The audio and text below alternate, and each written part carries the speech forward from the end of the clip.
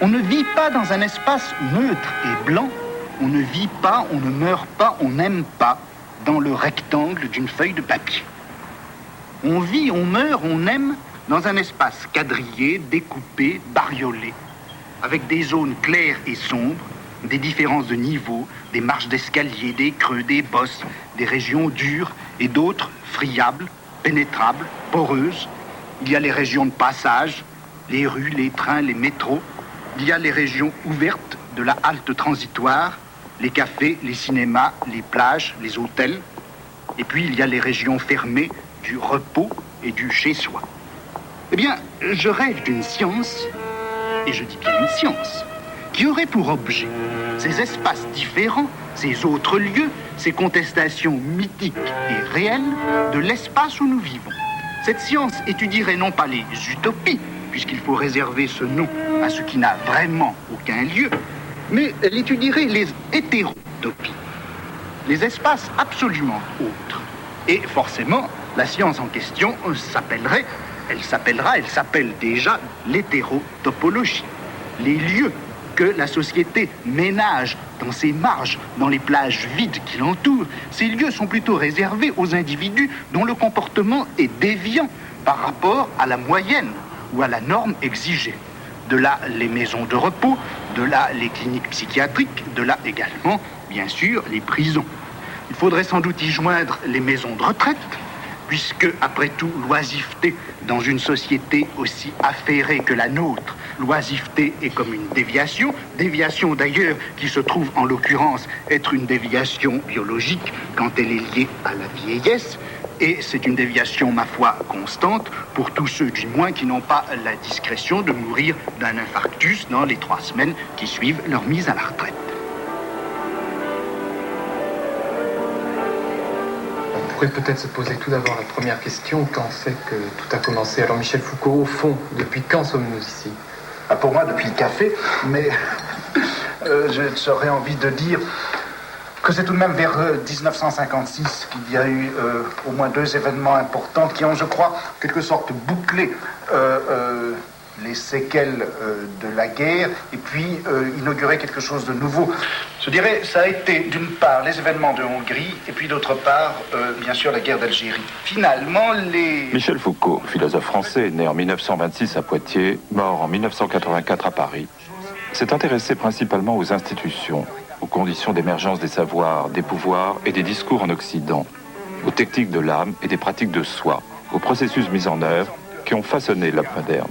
Le gros problème avant la guerre et après la guerre, ça a été comment arriver à réduire cette série d'événements qu'ont été le fascisme et puis le massacre, l'Holocauste, etc. Et puis on avait évidemment la grosse faire machine. rentrer de force dans un corset philosophique dominateur. Voilà. Et alors le marxisme était tout de même la grosse machine à penser l'événement.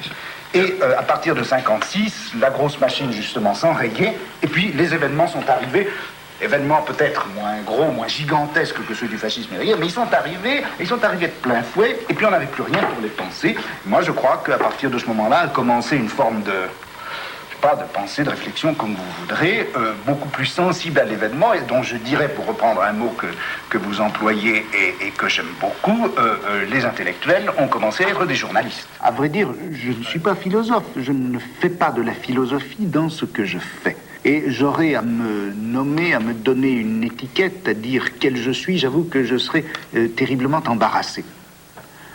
Je ne pose pas la question de qu'est-ce que c'est que connaître. Mon problème n'est pas de savoir si les discours scientifiques sont vrais ou pas, s'ils ont rapport à une objectivité ou non, s'il faut les considérer comme simplement cohérents ou seulement commodes, s'ils sont l'expression d'une réalité extérieure. Tout ça, ce ne sont pas mes questions. Je dirais que je fais l'histoire des problématisations, c'est-à-dire l'histoire de la manière dont les choses font problème.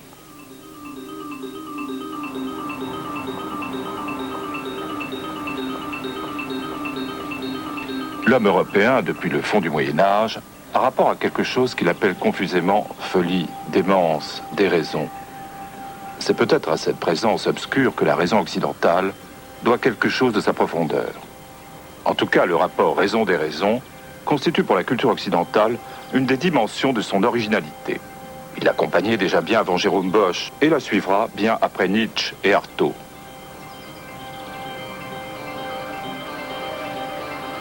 Qu'est-ce donc que cet affrontement au-dessous du langage de la raison? Vers quoi pourrait nous conduire une interrogation qui ne suivrait pas la raison dans son devenir horizontal, mais chercherait à retracer dans le temps cette verticalité constante qui, tout au long de la culture européenne, la confronte à ce qu'elle n'est pas, la mesure à sa propre démesure.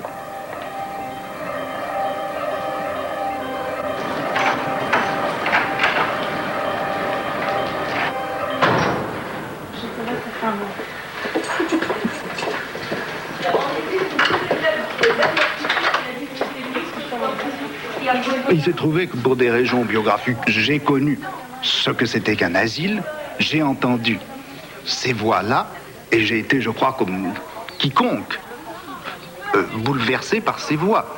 Je dis quiconque, j'allais dire à l'exception des médecins. Et quand je dis à l'exception des médecins et des psychiatres, je veux dire que leur fonctionnement statutaire filtre tellement ce qu'il peut y avoir de cri dans la parole d'un fou qu'ils n'entendent plus que la part intelligible ou inintelligible du discours. La forme cri, il leur est devenue inaccessible par le filtre précisément de leur savoir institué.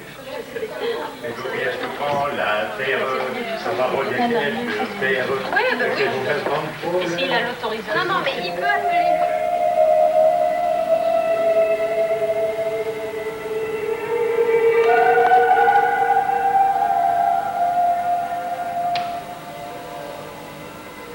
Ecco fatto. Ho visto. E adesso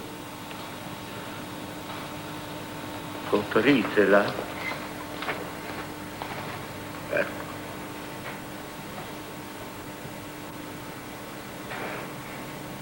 Così.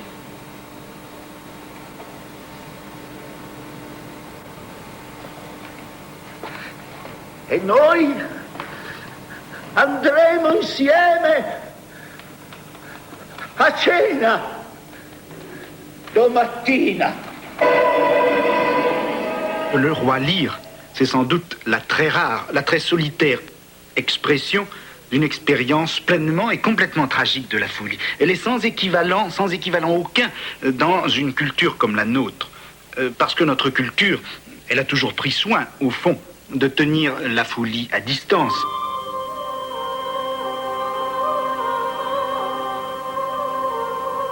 Jusqu'à la seconde moitié du XVe siècle, ou encore un peu au-delà, le thème de la mort règne seul.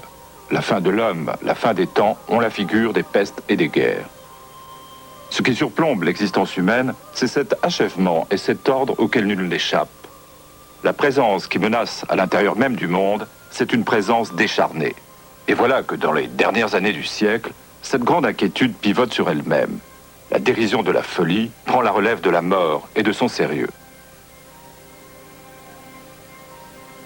La folie, c'est le déjà là de la mort. Mais ce qu'il y a dans le rire du fou, c'est qu'il rit par avance du rire de la mort. Et l'insensé, en présageant le macabre, l'a désarmé.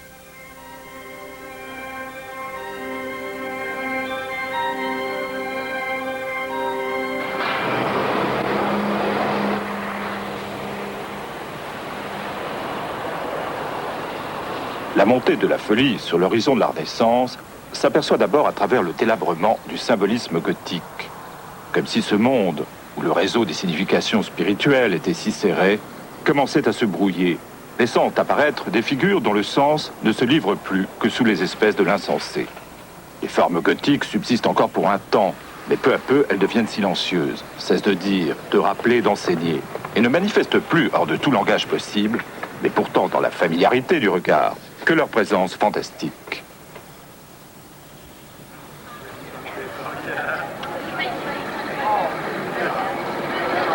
Depuis le fond du Moyen-Âge, la folie s'apparente plutôt à la fête. Comme si, dans la folie, notre culture cherchait une vacance, un envers d'elle-même qui soit pour elle comme un miroir, un moment absolu où le temps s'interrompt, fait cercle pour un rituel et inaugure entre les hommes des formes de communication que leur langage de tous les jours, ne leur permet sans doute pas. La fête, au fond, c'est la merveilleuse liberté d'être, comme on dit, en folie, et de trouver au cœur de cet aveuglement l'illumination de tout un monde qui, lui, est en fête. Depuis très longtemps, depuis le haut Moyen-Âge, il y eut ce qu'on appelait une messe de l'âne qui, un peu plus tôt ou un peu plus tard, je ne sais trop, se lia à la fête des fous. Messe caricaturale, défilé grotesque, injures et lazzi contre les puissants. On mettait pour un jour le monde à l'envers. C'était comme une grande messe satanique, mais qu'on aurait chantée en plein jour. Messe plus multicolore que vraiment noire, plus masquée et bariolée que réellement secrète. C'était déjà le carnaval. La folie fascine parce qu'elle est savoir. Elle est savoir d'abord parce que toutes ces figures absurdes sont en réalité les éléments d'un savoir difficile, fermé, ésotérique. Ce savoir si inaccessible et si redoutable, le fou, dans sa niaiserie innocente, le détient. Tandis que l'homme de raison et de sagesse n'en perçoit que des figures fragmentaires, d'autant plus inquiétantes. Le fou le porte tout entier en une sphère intacte. Cette boule de cristal, qui pour tous est vide, est pleine à ses yeux de l'épaisseur d'un invisible savoir. Autre symbole du savoir, l'arbre. L'arbre interdit, l'arbre de l'immortalité promise et du péché. Jadis planté au cœur du paradis terrestre, a été déraciné et forme maintenant le mât du navire des fous. Qu'annonce-t-il ce savoir des fous? Sans doute, puisqu'il est le savoir interdit, il prédit à la fois le règne de Satan et la fin du monde.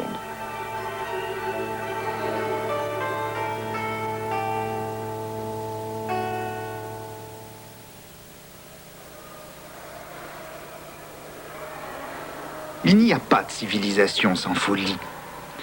Cette part d'ombre, ou si vous préférez d'illumination, elle accompagne l'homme partout. Partout où il pose des limites, partout où il établit des institutions, partout où il fixe des lois, chaque fois sans doute aussi qu'il parle. Seulement voilà, il y a des civilisations où la folie est proche parente de la religion, d'autres où elle s'apparente au contraire à la magie ou encore à la médecine. Près d'Accra, Jean Rouch a pu filmer la consommation du chien, une parodie démente de la société colonisatrice par le peuple colonisé. Un vrai sabbat, comme nos sorcières à nous, n'en ont peut-être jamais célébré. Mais c'est nous qui avons apporté avec nos gouverneurs, nos locomotives, nos mauvais commandants, cette bête pendue et crucifiée, ce baptême dans une giclée de sang, cette communion sous les deux espèces, le bouillon et la viande du chien. Et le gouverneur réunit une nouvelle conférence à la table ronde. C'est la conférence du chien. Tous les Aoukas maintenant sont venus. Il faut sacrifier le chien, il faut le manger. Le capitaine voudrait faire le sacrifice. C'est l'homme tranquille, Moukaïla Kiri, qui va quand même égorger la bête pour éviter qu'il y ait des accidents. Et le gouverneur dit, tenez-vous sage. Et le général dit, tenez-vous sage. Mais la bête est à peine égorgée que des Aoukas se précipitent pour boire directement le sang ou pour lécher la pierre.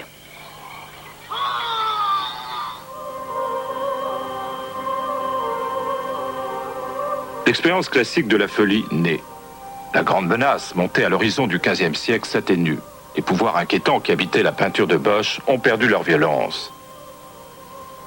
Des formes subsistent, maintenant transparentes et dociles, formant cortège, l'inévitable cortège de la raison. L'oubli tombe sur le monde que sillonnait le libre esclavage de sa nef. Elle n'ira plus d'un en deçà du monde, à un au-delà, dans son étrange passage. Elle ne sera plus jamais cette fiante et absolue limite. La voilà amarrée solidement au milieu des choses et des gens, retenue et maintenue, non plus barque, mais hôpital.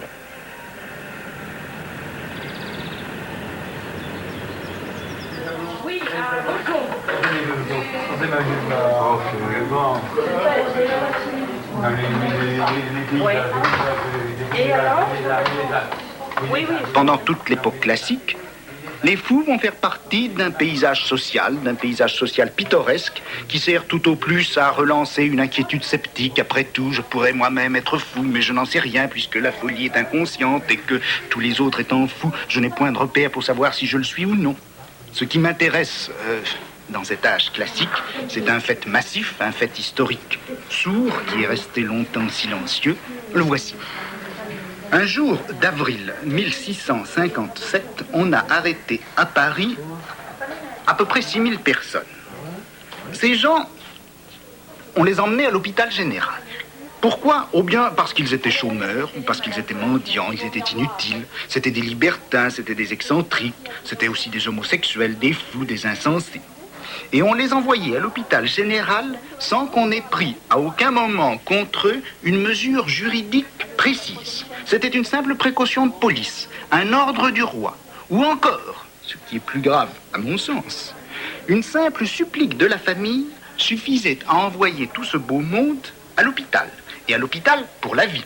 Cette pratique, elle a duré près d'un siècle et demi, et de cet énorme rituel d'exclusion, qu'on a rarement interrogé d'ailleurs, on n'a gardé que quelques registres poussiéreux qu'on trouve actuellement dans la bibliothèque de l'Arsenal.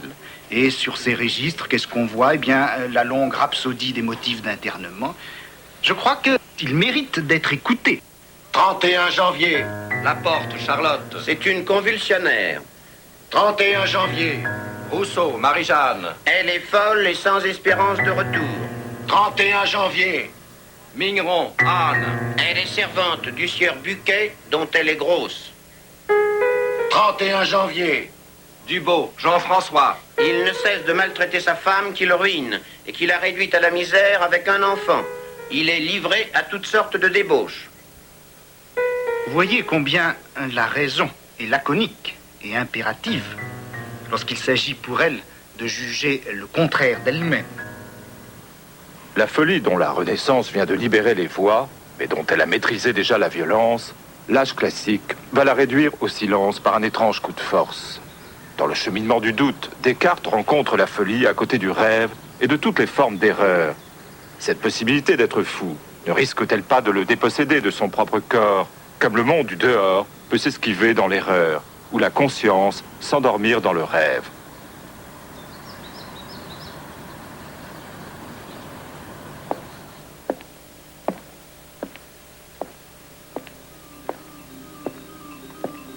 Parmi toutes les autres formes de l'illusion, la folie trace un des chemins du doute les plus fréquentés encore par le XVIe siècle. On n'est pas toujours sûr de ne pas rêver, jamais certain de n'être pas fou. Que ne nous souvient-il combien nous sentons de contradictions en notre jugement même? Or cette certitude, Descartes maintenant l'a acquise et la tient solidement. La folie ne peut plus le concerner. Ce serait extravagance de supposer qu'on est extravagant. Ainsi, le péril de la folie a disparu de l'exercice même de la raison. Celle-ci est retranchée dans une pleine possession de soi, où elle ne peut rencontrer d'autres pièges que l'erreur, d'autres dangers que l'illusion. Le doute de Descartes dénoue les charmes des sens, traverse les paysages du rêve, guidé toujours par la lumière des choses vraies. Mais il bannit la folie au nom de celui qui doute, et qui ne peut pas plus déraisonner que ne pas penser et ne pas être.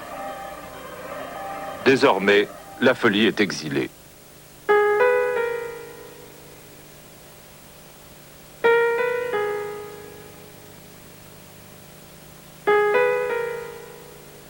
Connaître et assujettir, savoir et commander, ce sont des choses qui sont intimement liées. Et si vous voulez, je l'ai découvert à l'état pur dans l'asile, où là, le savoir médical, la connaissance apparemment sereine et spéculative du psychiatre est absolument indissociable d'un pouvoir extraordinairement méticuleux, savamment hiérarchisé, qui se déploie dans l'asile. Le mot qui me paraît le plus perfide, c'est pas le mot fou. Le mot que je redoute, moi, c'est malade mental. Le passage du fou au malade, qui est apparemment une requalification, mais qui, à un autre niveau, est une prise de pouvoir, c'est cela qui m'a intéressé.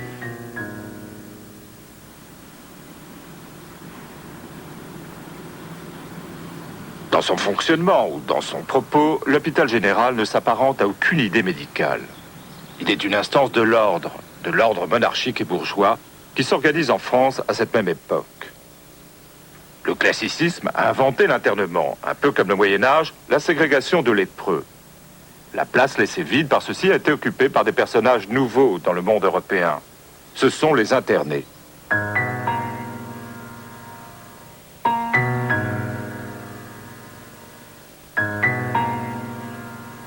Pourquoi avoir pris ces objets-là? Je dirais qu'il me semblait, et alors c'était peut-être là le point de référence de mon cheminement ou de mon piétinement, qui était au fond la question des expériences limites. Ces formes d'expériences qui, au lieu d'être considérées comme centraux, d'être valorisées positivement dans une société, sont considérées comme des expériences limites, des expériences frontières, à partir de quoi est remis en question cela même qui est considéré d'ordinaire comme acceptable. Oui. Alors, en un sens, faire de l'histoire de la folie une interrogation sur notre système de raison. Même chose pour le crime par rapport à la loi. Au lieu d'interroger la loi elle-même, et qu'est-ce qui peut fonder la loi, prendre le crime comme le point de rupture par rapport au système. Oui. Et prendre ce point de vue-là pour interroger qu'est-ce que c'est donc la loi. Prendre la prison comme ce qui doit nous éclairer sur ce que c'est que le système pénal, plutôt que de prendre le système pénal, de l'interroger de l'intérieur, de savoir comment il s'est fondé, comment il se fonde et se justifie, pour en déduire ensuite ce qu'a été la prison. Voilà.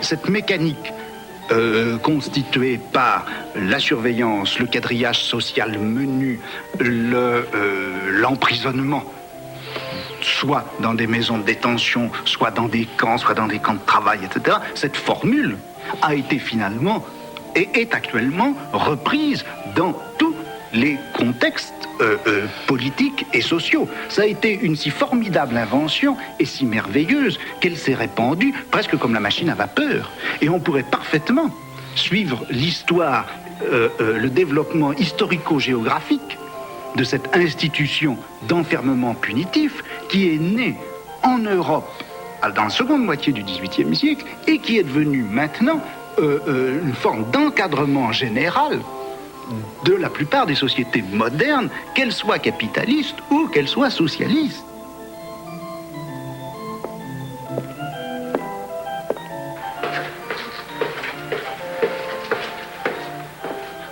Damien avait été condamné le 2 mars 1757 à faire amende honorable devant la principale porte de l'église de Paris, où il devait être mené et conduit dans un tombereau, nu, en chemise, tenant une torche de cire ardente du poids de 2 livres. Puis, dans le dit tombereau à la place de Grève et sur un échafaud qui y sera dressé, tenaillé aux mamelles, bras, cuisses et gras des jambes, sa main droite tenant en icelle le couteau dont il a commis le dit parricide. Cet exécuteur, quoique fort et robuste, a eu beaucoup de peine à arracher les pièces de chair qu'il prenait dans ses tenailles 2 ou 3 fois du même côté, en tordant. Et ce qu'il en emportait formait à chaque partie une plaie de la grandeur d'un écu de 6 livres. Après ces tenaillements, Damien, qui criait beaucoup sans cependant jurer, levait la tête et se regardait. Le même tenailleur a pris avec une cuillère de fer dans la marmite de cette drogue toute bouillante qu'il a jetée en profusion sur chaque plaie. Enfin, on l'écarte là, raconte la Gazette d'Amsterdam. Dans les monarchies de la fin du Moyen-Âge, XVIIe, XVIIIe siècle, tout individu qui enfreignait une loi atteignait la volonté du souverain, puisque la loi, c'était la volonté du souverain. Donc, il y avait un petit régicide au cœur du moindre des criminels. Et je crois qu'il faut considérer la grande cérémonie du supplice comme une sorte de rituel politique. Le couronnement du roi, c'était un rituel politique. Son entrée dans une ville, c'était aussi un rituel politique. Eh bien, les supplices, c'était une sorte de rituel politique beaucoup plus quotidien qui consistait à manifester la force physique, matérielle du roi dans toute son éclat et dans toute sa violence. Et le corps du supplicié devait montrer par ses plaies, les cris du supplicié devaient, dans ses hurlements, manifester la force éclatante du souverain. Moment de vérité que tous les spectateurs interrogent. Chaque parole, chaque cri, la durée de l'agonie, le corps qui résiste, la vie qui ne veut pas s'en arracher, tout cela fait signe. Le cycle est bouclé. De la question à l'exécution, le corps a produit et reproduit la vérité du crime. À la fin du XVIIIe siècle, au début du XIXe, malgré quelques grands flamboiements, la sombre fête punitive est en train de s'éteindre. La punition a cessé peu à peu d'être une scène, et tout ce qu'elle pouvait emporter de spectacle se trouvera désormais affecté d'un indice négatif. On soupçonne ce rite qui concluait le crime d'entretenir avec lui de louches parentés, de l'égaler, sinon de le dépasser en sauvagerie. Tout au long du XVIIIe siècle, à l'intérieur et à l'extérieur de l'appareil judiciaire, dans la pratique pénale quotidienne comme dans la critique des institutions, on voit se former une nouvelle stratégie pour l'exercice du pouvoir de châtier. Non pas moins punir, mais punir mieux. Punir avec une sévérité atténuée peut-être, mais pour punir avec plus d'universalité et de nécessité. Insérer le pouvoir de punir plus profondément dans le corps social.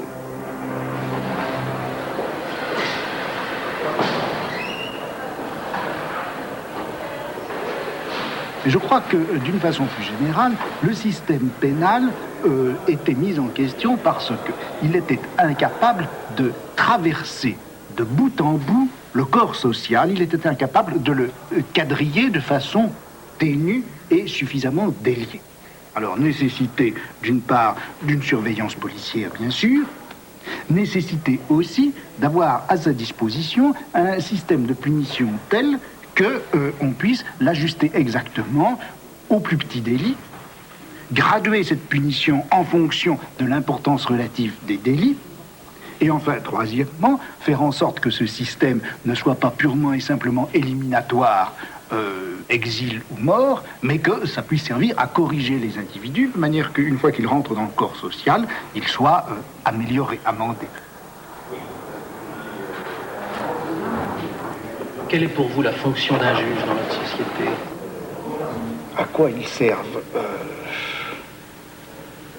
Si j'étais méchant, bon, je ne le suis pas, alors je le dirais tout de même, ils servent au fond à permettre à la police de fonctionner. La justice, elle n'est pas faite pour autre chose que d'enregistrer au niveau officiel, au niveau légal, au niveau rituel aussi, ces contrôles qui sont essentiellement des contrôles de normalisation et qui sont assurés par la police. La justice est au service de la police, historiquement et de fait institutionnellement.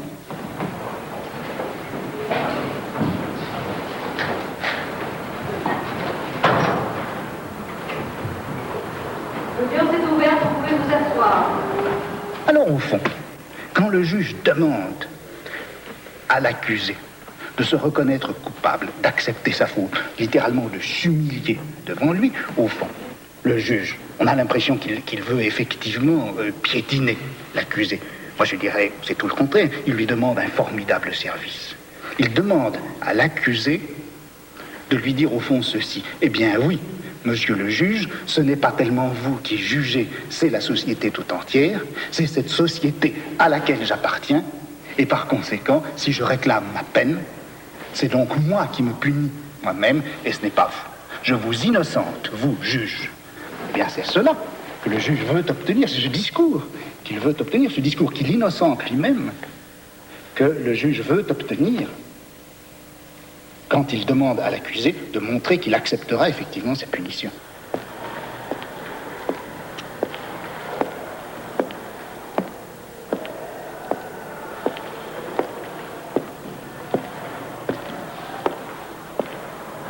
Je crois que ce qu'il faut analyser, c'est justement ce que veut dire ce mot humanité. En fait, je crois que ce qui était cherché, c'était une méthode, une manière à la fois raisonnable, rationnelle, économique d'exercer le pouvoir. Et il y avait dans la terreur et l'éclat des supplices une espèce de dépense politique non seulement inutile mais dangereuse, puisque très souvent les supplices suscitaient révolte, mécontentement, mouvement d'émeute, etc. Alors, on a cherché un moyen discret et absolument économique d'exercer ce pouvoir de punition. Et c'est à cette nouvelle économie du pouvoir qu'on a donné le nom d'humanité.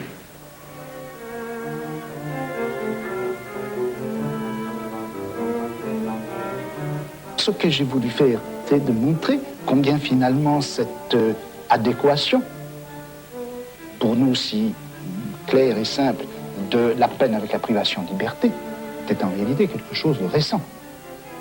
Quelque chose de récent, c'est une invention technique qui a été, dont les origines bien sûr sont lointaines, mais qui a vraiment été intégrée à l'intérieur du système pénal et qui a fait partie de la rationalité pénale à partir de la fin du XVIIIe siècle. Et j'ai essayé d'interroger les raisons pour lesquelles la prison était ainsi devenue une sorte d'évidence dans notre système pénal. Le panopticon de Bentham est la figure architecturale de cette composition. On en connaît le principe. À la périphérie, un bâtiment en anneau, au centre, une tour. Celle-ci est percée de larges fenêtres qui ouvrent sur la face intérieure de l'anneau. Le bâtiment périphérique est divisé en cellules, dont chacune traverse toute l'épaisseur du bâtiment. Elles ont 2 fenêtres, l'une vers l'intérieur correspondant aux fenêtres de la tour, l'autre donnant sur l'extérieur, permet à la lumière de traverser la cellule de part en part. Il suffit alors de placer un surveillant dans la tour centrale et dans chaque cellule d'enfermer un fou, un malade, un condamné, un ouvrier ou un écolier. Le panoptique est une machine à dissocier le couple voir être vu. Dans l'anneau périphérique, on est totalement vu, sans jamais voir. Dans la tour centrale, on voit tout, sans être jamais vu. Dispositif important, car il automatise et désindividualise le pouvoir.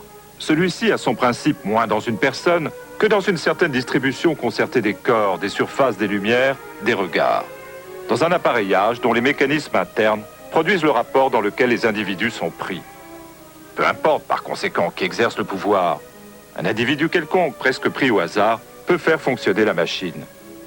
À défaut du directeur, sa famille, son entourage, ses amis, ses visiteurs, ses domestiques même. Tout comme est indifférent le motif qui l'anime. La curiosité d'un indiscret, la malice d'un enfant, l'appétit de savoir d'un philosophe qui veut parcourir ce muséum de la nature humaine, ou la méchanceté de ceux qui prennent plaisir à épier et à punir. Le dispositif panoptique aménage des unités spatiales qui permettent de voir sans arrêt et de reconnaître aussitôt. En somme, on inverse le principe du cachot, ou plutôt de ses 3 fonctions, enfermé, privé de lumière et caché.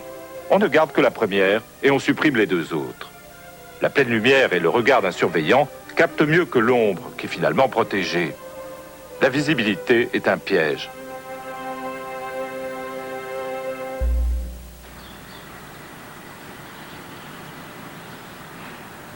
Alors, l'idée qu'il faille absolument donner aux gens qui exercent le pouvoir un instrument, en quelque sorte, optique, pour que ce sur quoi ils exercent le pouvoir, et en même temps les effets de ce pouvoir leur soient visibles, ça, c'est une des préoccupations fondamentales.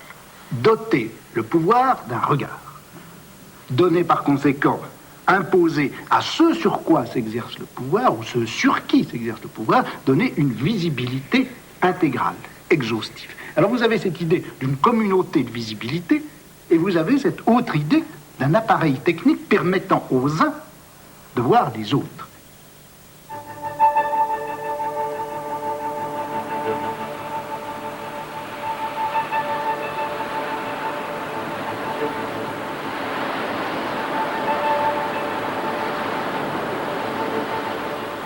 La mise en série des activités successives permet tout un investissement de la durée par le pouvoir. Possibilité d'un contrôle détaillé, d'une intervention ponctuelle, de différenciation, de correction, de châtiment, d'élimination en chaque moment du temps. Possibilité de caractériser, donc d'utiliser les individus selon le niveau qui est le leur dans les séries qu'ils parcourent. Possibilité de cumuler le temps et l'activité, de les retrouver totalisés et utilisables dans un résultat dernier, qui est la capacité finale d'un individu. On ramasse la dispersion temporelle pour en faire un profit et on garde la maîtrise d'une durée qui échappe. Le pouvoir s'articule directement sur le temps, il en assure le contrôle et en garantit l'usage.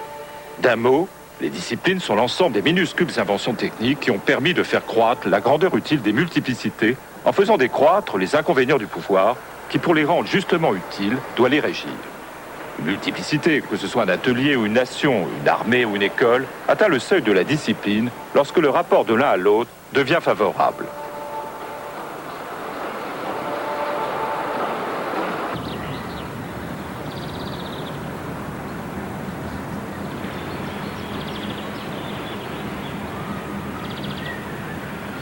La manière dont s'exerce le pouvoir dans les sociétés modernes, c'est que les gens n'y ont pas, bien sûr, n'y ont plus exactement un statut de naissance. Ils bénéficient simplement de fait des avantages qu'ils peuvent avoir à leur naissance. Ils n'ont pas de statut de naissance. En revanche, ils sont perpétuellement mis en fiche et classés les uns par rapport aux autres. J'avais pris cet exemple qui me paraissait très typique. C'était un règlement qui vaut pour l'école militaire qui avait été fondée en France en 1753 et où les jeunes futurs officiers sont traités avec une espèce, on ne peut pas dire exactement de dureté, mais de méticulosité qui est très très frappante. Ils sont perpétuellement surveillés dans leurs chambres, dans les dortoirs, dans les lavabos, dans les cours de récréation, partout. Et non seulement ils sont surveillés tout le temps, mais ils sont classés tout le temps. On est dans une sorte de société de concours perpétuel et généralisé. Et en même temps, le classement vaut sanction. Car si vous êtes bien classé, c'est récompense. Mais si vous êtes mal classé, vous savez parfaitement que c'est punition et que ça entraîne toute une série de sanctions de fait.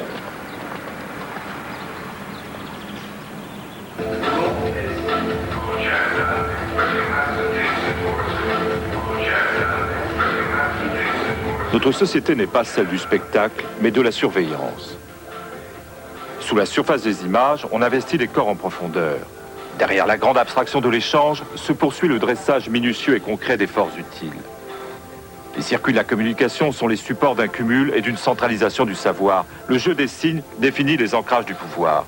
La belle totalité de l'individu n'est pas amputée, réprimée, altérée par notre ordre social. Mais l'individu y est soigneusement fabriqué selon toute une tactique des forces et des corps. Nous sommes bien moins grecs que nous ne le croyons. Nous ne sommes ni sur les gradins, ni sur la scène, mais dans la machine panoptique, investie par ces effets de pouvoir que nous reconduisons nous-mêmes, puisque nous en sommes un rouage.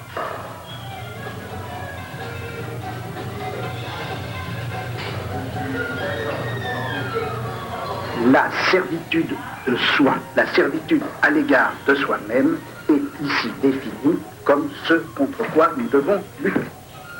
Développement de cette proposition, être libre, c'est fuir la servitude de soi. Être esclave de soi-même, s'y m'y servir. Être esclave de soi-même, c'est la plus grave, la plus lourde, gravissima de toutes les servitudes. Deuxièmement, c'est une servitude assidue, c'est-à-dire qu'elle pèse sur nous sans arrêt, jour et nuit, sans intervalle et sans congé. Intervalle homme comme mère. Troisièmement, elle est inéluctable. Et par inéluctable, il ne dit pas, vous allez le voir, qu'elle est tout à fait insurmontable. Elle dit en tout cas qu'elle est inévitable, que nul n'en est dispensé. Nous partons toujours de là.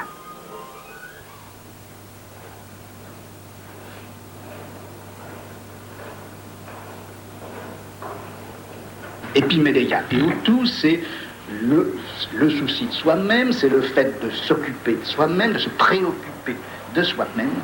Se soucier de soi-même implique que l'on convertisse son regard de l'extérieur, des autres, du monde, etc., vers soi-même. L'épiméléia désigne aussi toujours un certain nombre d'actions que l'on exerce de soi sur soi, d'actions par lesquelles on se prend en charge, par lesquelles on se modifie, par lesquelles on se purifie, par lesquelles on se transforme et on se transfigure. Or, dans toute cette pensée antique dont je vous parle, que ce soit chez Socrate ou que ce soit chez Grégoire de Nysse, de toute façon, s'occuper de soi-même a toujours un sens positif, jamais un sens négatif. Et paradoxe supplémentaire, c'est à partir de cette injonction de s'occuper de soi-même que se sont constituées les morales sans doute les plus austères, les plus rigoureuses, les plus restrictives que l'Occident ait connues, et dont je vous répète qu'il ne faut pas les attribuer au christianisme, mais qu'il faut les attribuer beaucoup plus tôt à la morale des premiers siècles avant notre ère.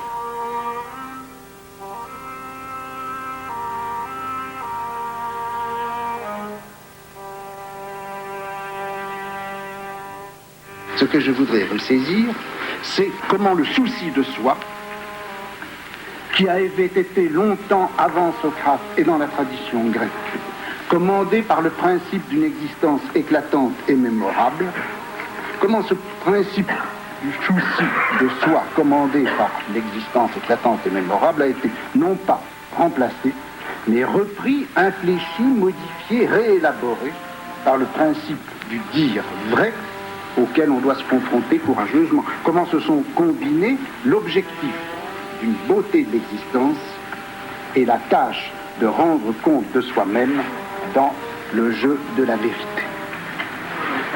L'art de l'existence et le discours vrai. La relation entre l'existence belle et la vraie vie, la vie dans la vérité, la vie pour la vérité. C'est un peu cela que je voulais essayer de ressaisir. L'émergence de la vraie vie dans le principe et la forme du dire vrai aux autres, du dire vrai à soi-même, du dire vrai sur soi-même et du dire vrai sur les autres.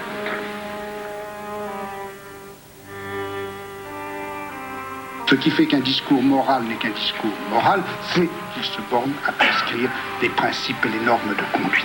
Ce qui fait qu'un discours philosophique est autre chose, c'est qu'il ne pose jamais la question de la vérité, sans s'interroger en même temps sur les conditions de se dire vrai, c'est qu'il pose aussi la question des structures politiques à l'intérieur duquel se dire vrai aura le droit, la liberté et le devoir de se prononcer.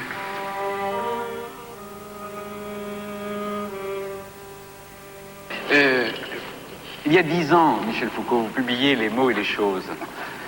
Et je pensais que cette question allait finir. Il y a juste 10 ans, et vous écriviez « L'homme n'est pas le plus vieux problème, ni le plus constant qui se soit posé au savoir humain. » Et il ajoutait, il faudrait lire évidemment toute la page, mais enfin, « L'homme est une invention dont l'archéologie de notre pensée montre aisément la date récente et peut-être la fin prochaine. » Oui, parce que j'ai commencé toute cette histoire en décrivant, quelque sorte en racontant un tableau de Velázquez, Les Ménides. J'ai choisi ce tableau parce qu'il me paraît être comme une sorte de modèle réduit de toute l'histoire que j'ai voulu retracer. Dans ce tableau, en effet, on voit un peintre, Velázquez lui-même, qui est en train de peindre une toile. On ne sait pas ce que représente cette toile, ni si même elle est commencée, puisqu'on n'en voit que l'envers. Or, au milieu de ces tableaux qui sont suspendus au mur du fond de la pièce, ainsi représenté sur le tableau, il y a un petit miroir. Et dans ce miroir, on voit le reflet du roi et de la reine d'Espagne. Par conséquent, on peut conclure, mais c'est simplement en conclusion, que le peintre est en train de représenter sur sa toile le roi et la reine d'Espagne, et que la jeune princesse est en train de regarder le roi et la reine qui sont en train de se faire portraiturer. Reflet qui montre naïvement et dans l'ombre ce que tout le monde regarde au premier plan. Il restitue comme par enchantement ce qui manque à chaque regard. À celui du peintre, le modèle que recopie là-bas sur le tableau son double représenté. À celui du roi, son portrait qui s'achève sur ce versant de la toile qu'il ne peut percevoir d'où il est. À celui du spectateur, le centre réel de la scène, dont il a pris la place comme par effraction. Mais peut-être cette générosité du miroir est-elle feinte? Peut-être cache-t-il autant et plus qu'il ne manifeste? Eh bien, au XVIIe siècle, au fond, ce n'était jamais l'homme lui-même, le roi, qui était présent à l'intérieur même du savoir et de la connaissance. Il était en quelque sorte repéré de l'extérieur par tout un système de repères et d'analyse. On étudiait les représentations, l'imagination, le cœur, les passions, etc. Mais l'homme lui-même, l'homme en quelque sorte en chair et en os, l'homme avec son corps, avec son sexe, avec ses déterminations historiques précises, n'existait pas. Il n'était là qu'à l'état de représentation, il n'était pas jamais là lui-même. Peut-être y a-t-il dans ce tableau de Velázquez comme la représentation de la représentation classique et la définition de l'espace qu'elle ouvre. Ce sujet même, qui est le même, a été élidé. Et libre enfin de ce rapport qu'il enchaînait, la représentation peut se donner comme pure représentation.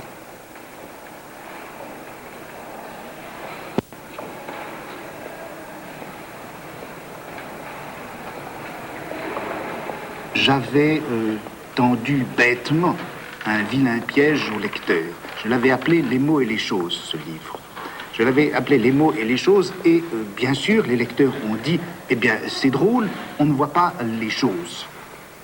Et en effet, jamais le monde extérieur n'était invoqué comme tel. Je parlais par exemple de l'histoire naturelle, mais je n'ai jamais décrit les animaux ou les plantes elles-mêmes. Je n'ai jamais fait intervenir l'objectivité des animaux et des plantes dans l'analyse du discours des naturalistes. Et puis, il y en a eu d'autres, plus sages encore, qui ont dit, mais vous savez, il n'y a même pas de mots. Car, dire vrai, je ne faisais pas non plus une analyse linguistique.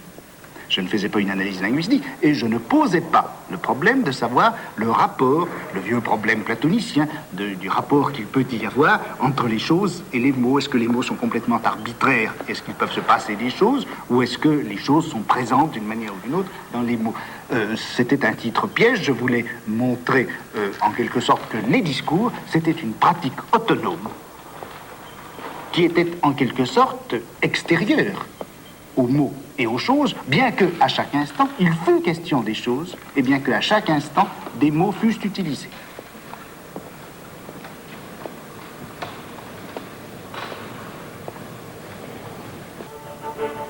Au début du XVIIe siècle, en cette période qu'à tort ou à raison on a appelée baroque, la pensée cesse de se mouvoir dans l'élément de la ressemblance. La similitude n'est plus la forme du savoir, mais plutôt l'occasion de l'erreur.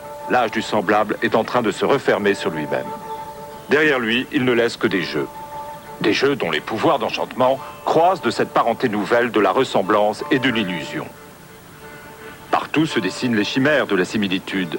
Mais on sait que ce sont des chimères. C'est le temps privilégié du trompe-l'œil, de l'illusion comique, du théâtre qui se dédouble et représente un théâtre, du quiproquo, des songes et visions. C'est le temps des sens trompeurs, c'est le temps où les métaphores, les comparaisons et les allégories définissent l'espace poétique du langage. Désormais, les belles figures rigoureuses et contraignantes de la similitude vont être oubliées.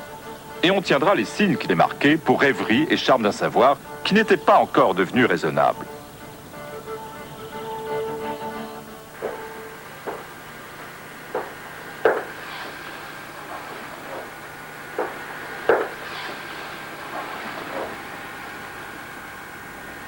La critique cartésienne de la ressemblance, c'est la pensée classique excluant la ressemblance comme expérience fondamentale et forme première du savoir, dénonçant en elle un mixte confus qu'il faut analyser en termes d'identité et de différence, de mesure et d'ordre.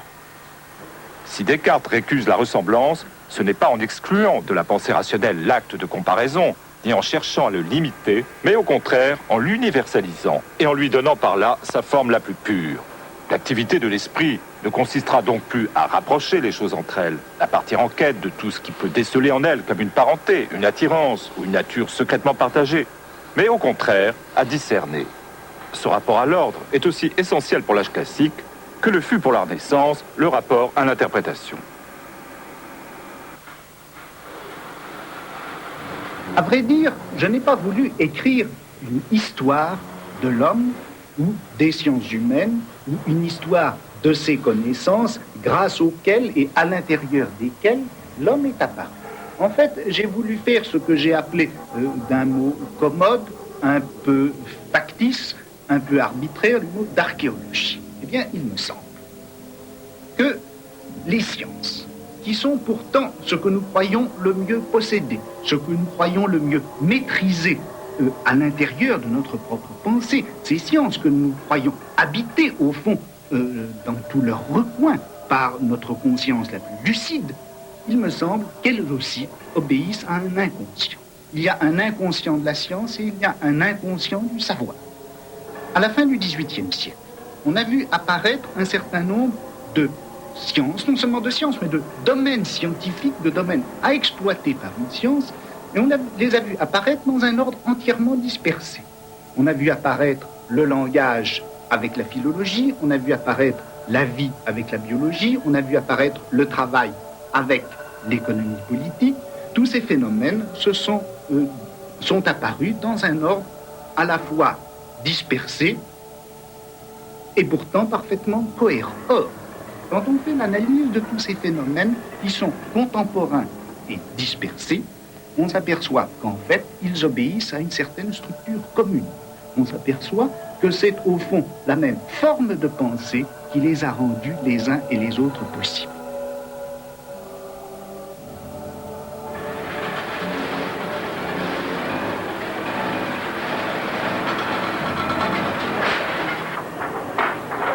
À partir du XVIIe siècle, tout le domaine du signe se distribue entre le certain et le probable.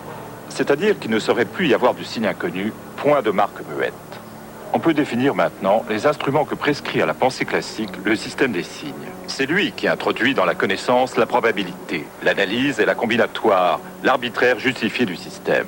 C'est lui qui donne lieu à la fois à la recherche de l'origine et à la calculabilité, à la constitution de tableaux fixant les compositions possibles et à la restitution d'une genèse à partir des éléments les plus simples. C'est lui qui rapproche tout savoir d'un langage et cherche à substituer à toutes les langues un système de symboles artificiels et d'opérations de nature logique.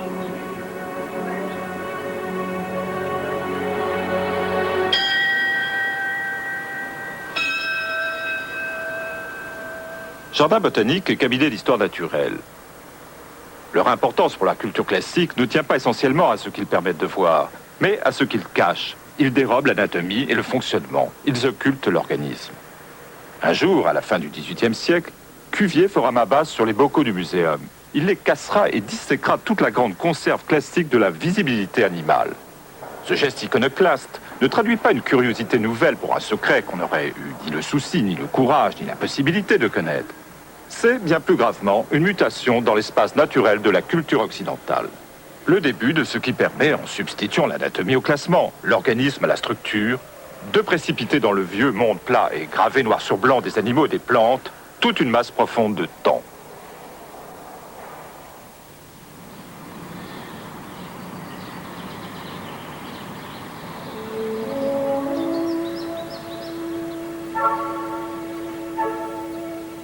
Le système délimite, parmi les éléments que sa description juxtapose avec minutie, tel ou tel d'entre eux.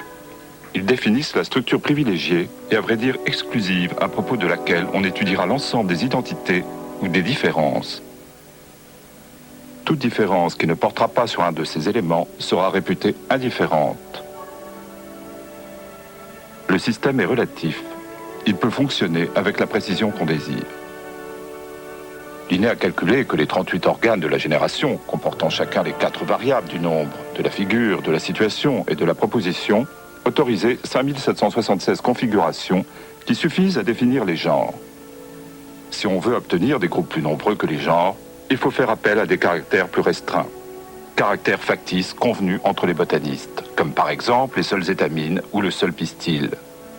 On pourra ainsi distinguer les classes ou les ordres. Ainsi, le domaine entier du règne végétal ou animal pourra être quadrillé.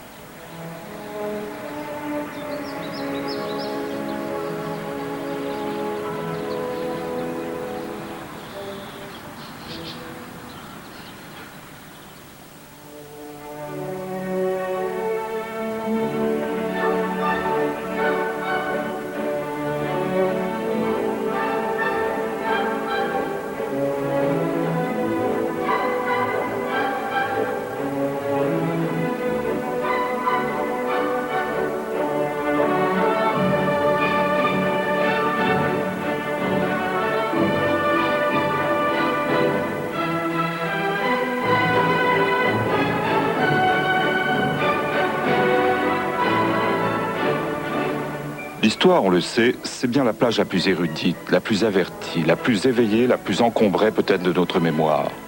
Mais c'est également le fond dont tous les êtres viennent à leur existence et à leur scintillement précaire.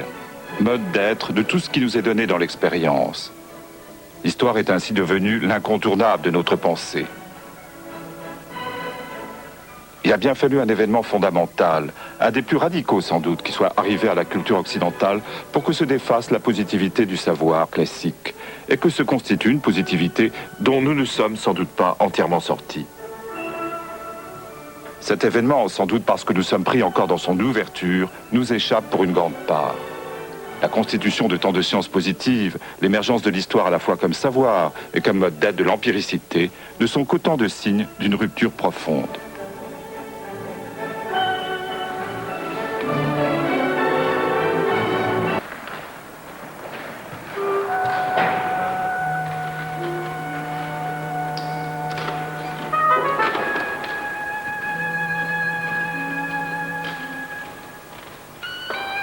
fait, parmi toutes les mutations qui ont affecté le savoir des choses et de leur ordre, le savoir des identités, des différences, des caractères, des équivalences, des mots. Bref, au milieu de tous les épisodes de cette profonde histoire du même, un seul, celui qui a commencé il y a un siècle et demi et qui peut-être est en train de se clore, a laissé apparaître la figure de l'homme. Et ce n'était point là libération d'une vieille inquiétude, passage à la conscience lumineuse d'un souci millénaire, accès à l'objectivité de ceux qui longtemps étaient restés pris dans des croyances ou dans des philosophies. C'était l'effet d'un changement dans les dispositions fondamentales du savoir. L'homme est une invention dont l'archéologie de notre pensée montre aisément la date récente, et peut-être la fin prochaine. Si ces dispositions venaient à disparaître comme elles sont apparues, si par quelque événement dont nous pouvons tout au plus pressentir la possibilité, mais dont nous ne connaissons pour l'instant encore ni la forme ni la promesse, elles basculaient comme le fit au tournant du XVIIIe siècle le sol de la pensée classique, alors on peut bien parier que l'homme s'effacerait, comme à la limite de la mer, un visage de sable.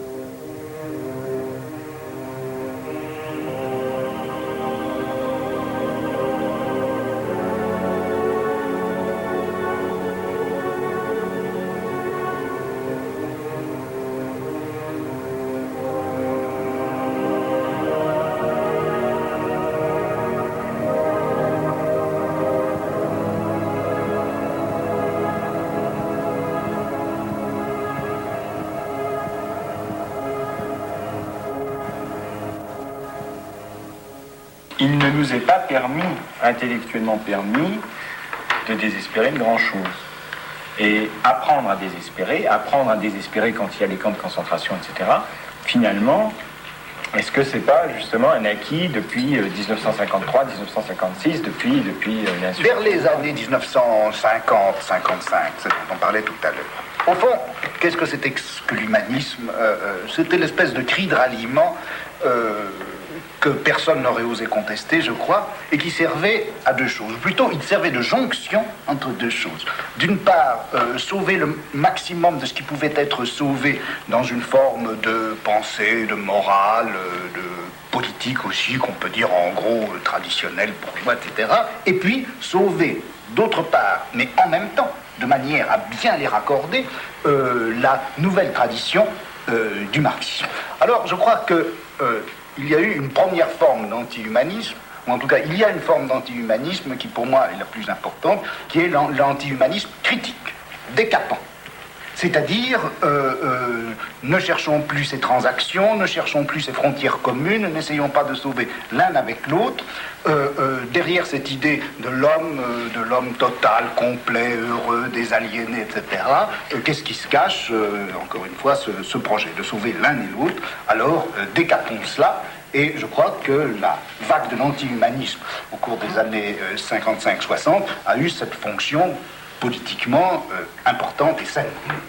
Voilà, c'est-à-dire que peut-être maintenant, il s'agirait peut-être pour l'homme de se retrouver, mais évidemment pas de retrouver sa nature, car le début des contraintes est justement dans l'idée de nature humaine, à laquelle il serait bon d'être conforme, etc., et toutes les tyrannies. C'est peut-être ça, justement, c'est peut-être ça la philosophie, ou c'est peut-être ça, parce que ce que nous sommes en train de faire, c'est-à-dire ne jamais se donner l'homme ni comme préalable, ni finalement comme objectif.